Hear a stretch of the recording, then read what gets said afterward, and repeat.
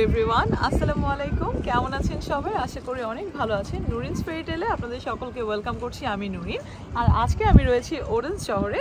তো আজকের ভিডিওর প্ল্যানটি হচ্ছে আপনাদেরকে ওডেন্স শহর ঘুরে দেখাবো, যেখানে রয়েছে ইউনিভার্সিটি অফ সাউদার্ন ডেনমার্ক, যেখানে আমি পড়াশোনা করছি। এবং যারা বাংলাদেশ থেকে আসলে এই ইউনিভার্সিটিতে পড়তে আসতে চান বা ওডেন্স শহরটি ঘুরে দেখতে চান, আসলে তাদের জন্য আসলে আজকের এই ভিডিওটা বানাচ্ছি।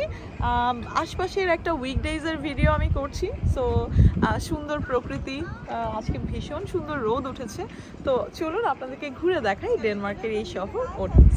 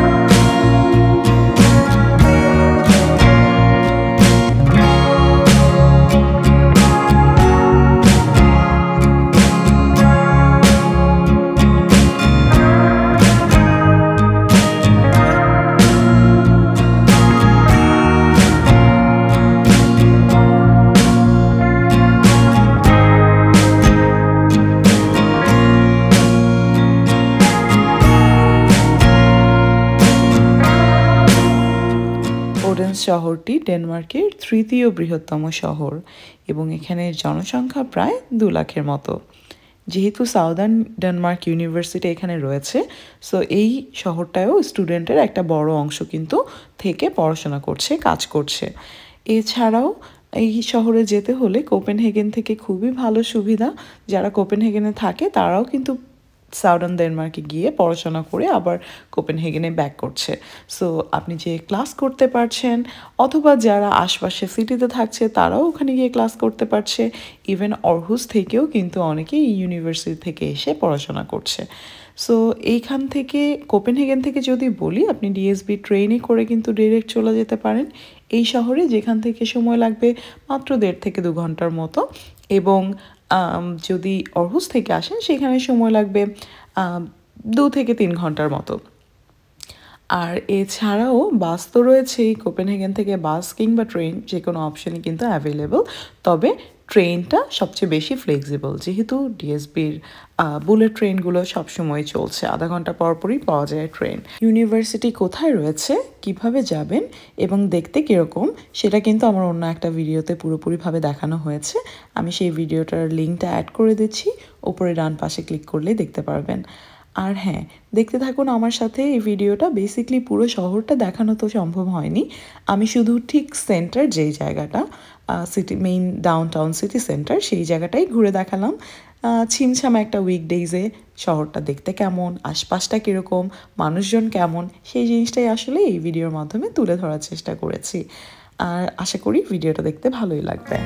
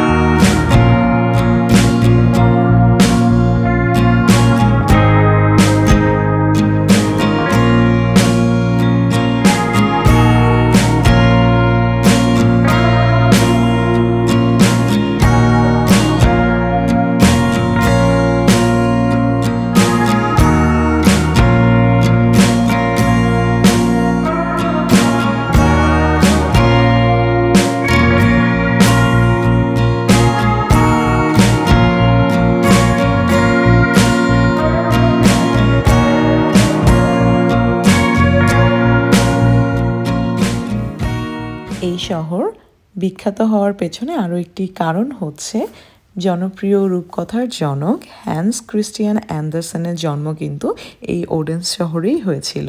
তিনি কিন্তু এই শহরেই থাকতেন এবং এখান থেকেই তার রূপকথার গল্পগুলো লিখতেন।